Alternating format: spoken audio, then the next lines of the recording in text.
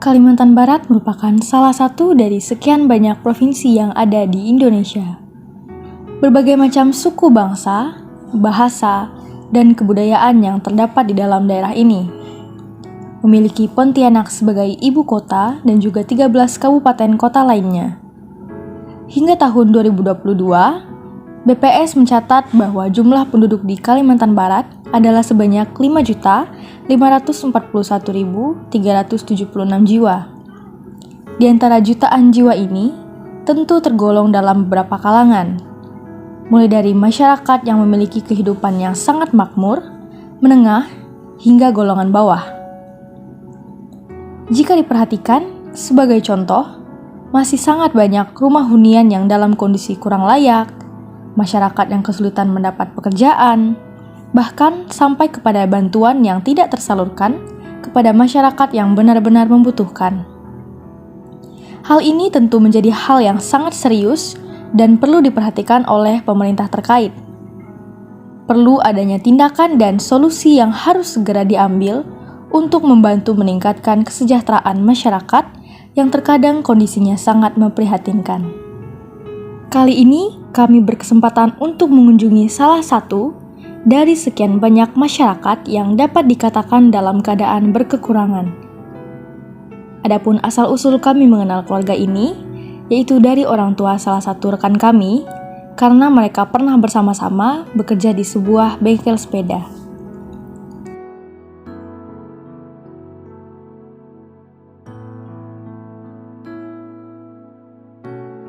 Iya, nama saya Ganis Wandi, beralamat Jalan Komyo Sudarso, Bunga.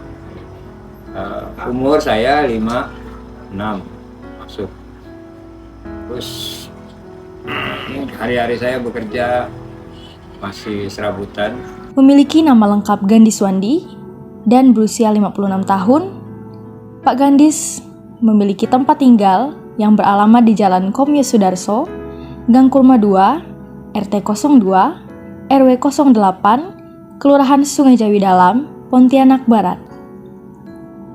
Pak Gandis tinggal menumpang bersama dengan orang tuanya dan juga dengan 13 orang lainnya yang merupakan saudara dan juga keponakannya. Istri dan 7 anak Pak Gandis tinggal terpisah darinya. Mereka tinggal bersama dengan orang tua sang istri. Adapun kegiatan sehari-hari Pak Gandis untuk memenuhi kebutuhannya hanyalah dengan bekerja sebagai serabutan. Sebelumnya, Pak Gandis merupakan driver dari mobil tangki Pertamina, namun beliau sudah pensiun dari tahun 2020 yang lalu. Untuk saat ini, beliau biasa menerima panggilan untuk servis sepeda hingga menjadi buruh berupa tukang. Penghasilan yang ia dapat dari servis sepeda paling banyak besarnya hanya sekitar Rp50.000.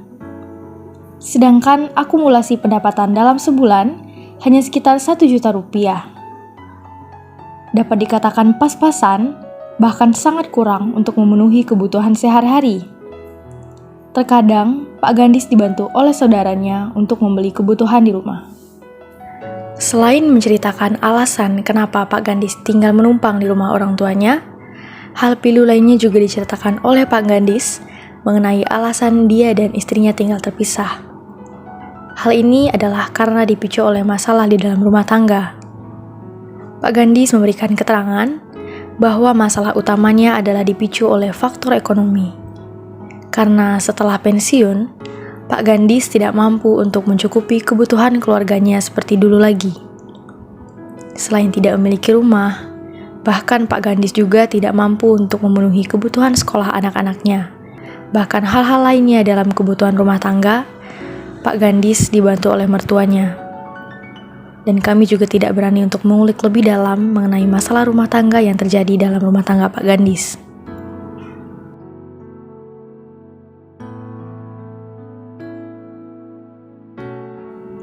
Rumah Pak Gandis hanyalah salah satu rumah yang terletak di dalam satu gang kecil yang berada tepat di tepi jalan besar kawasan Sungai Jawi. Warga di dalam gang tersebut pun tidak terlalu banyak. Hanya terdapat kurang lebih 10 rumah di dalam gang tersebut.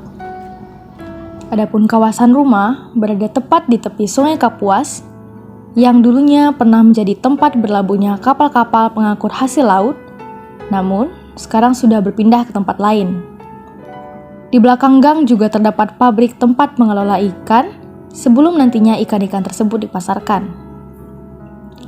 Kondisi warga setempat sebetulnya juga termasuk dalam kalangan warga yang sederhana, bahkan dikatakan kurang mampu.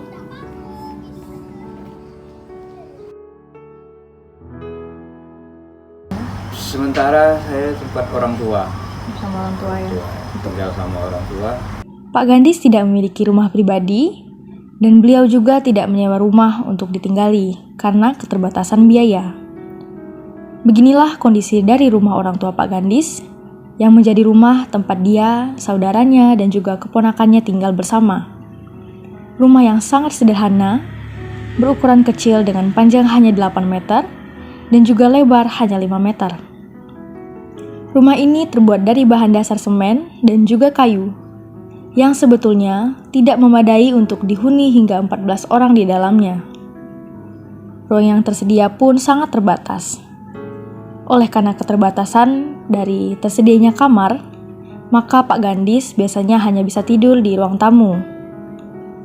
Menurut keterangan Pak Gandis, pada saat waktu-waktu tertentu dapat terjadi banjir yang disebabkan oleh pasangnya air Sungai Kapuas dan juga curah hujan yang intensitasnya cukup tinggi.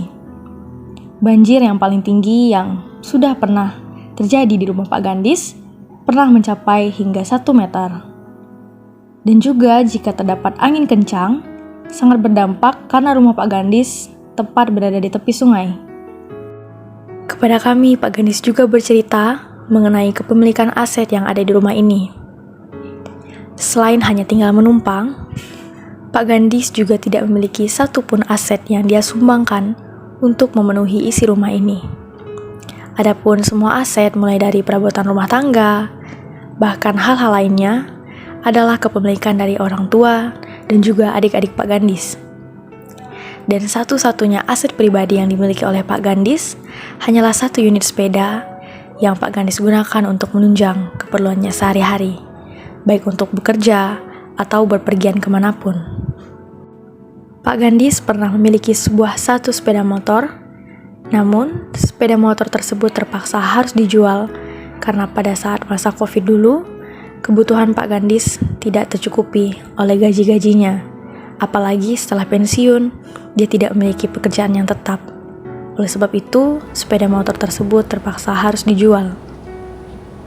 Sumber listrik untuk rumah Pak Gandis sudah menggunakan listrik prabayar yang diisi dengan voucher. Adapun sumber mata air adalah menggunakan air PDAM dari program pemerintah yang baru-baru ini didapatkan dan biasanya dibayarkan sebesar Rp50.000 per bulannya.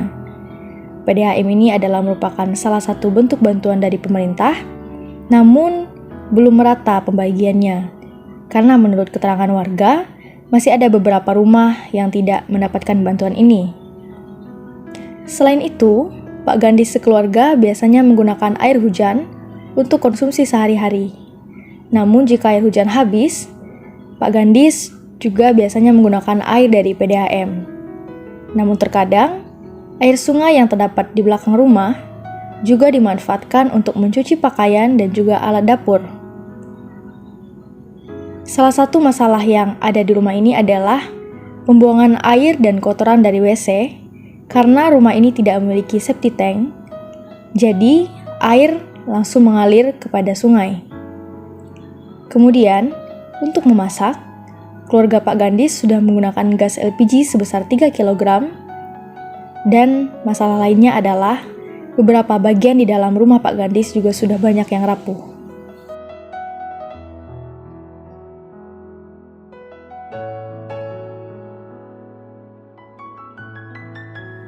Saat sudah dipensiunkan dari driver mobil tangki, Pak Gandis sama sekali tidak mendapat uang pensiun untuk menjadi modal awalnya dalam melanjutkan hidup. Selama bekerja, dia juga tidak mempersiapkan tabungan untuk masa yang akan datang.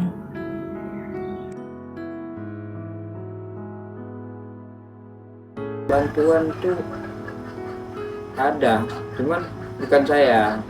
dari adik saya, tapi di rumah ini juga gitu. Itu diterima. Selama ini, Pak Gandis juga belum pernah mendapat bantuan dalam jenis apapun. Beliau mengatakan bahwa pernah ingin mengajukan bantuan, namun ditolak dengan alasan bahwa di dalam satu rumah tidak boleh lebih dari satu orang yang mendapatkan bantuan. Oleh karena itu, yang menerima bantuan hanyalah adik dari Pak Gandis. Bantuan yang didapat yaitu berjenis PKH atau Program Keluarga Harapan yang berupa uang dan juga sembako. Namun, bantuan itu hanya disalurkan selama kurang lebih 3 bulan, dan setelah itu, adik Pak Gandis tidak pernah lagi mendapat bantuan. Dalam kesempatan ini, kami juga menemui RT setempat untuk mencari tahu informasi mengenai syarat memperoleh bantuan dan sejauh mana bantuan yang sudah pernah tersalurkan kepada masyarakat.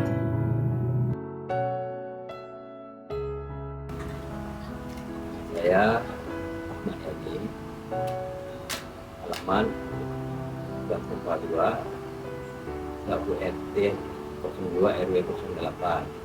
Pekerjaan sehari-hari pegawai swasta. Ketua RT yang sekarang merupakan ketua yang baru saja menjabat selama kurang lebih 1 tahun ini, jadi belum terlalu banyak mengetahui kondisi tentang warga setempat. Namun, untuk menambah informasi, kami juga berkomunikasi langsung dengan sekretaris yang sudah menjabat selama 2 periode bersama dengan warga di gang kurma ini. Kemudian kami mendapatkan informasi bahwa persentase penduduk miskin di dalam gang kurma ini adalah sebesar kurang lebih 30%. Dan sebelumnya sudah pernah ada dari Badan Pusat Statistik yang datang untuk mendata warga. Bantuan pun pernah diterima, tetapi hanya oleh beberapa warga dan belum merata ke semua warga. Pak Gandis merupakan salah satu yang termasuk di dalam warga yang belum pernah mendapat bantuan. Namun daripada itu, RT setempat selalu berusaha berkoordinasi dengan kelurahan setempat untuk mengupayakan bantuan agar seluruh warga dapat hidup makmur.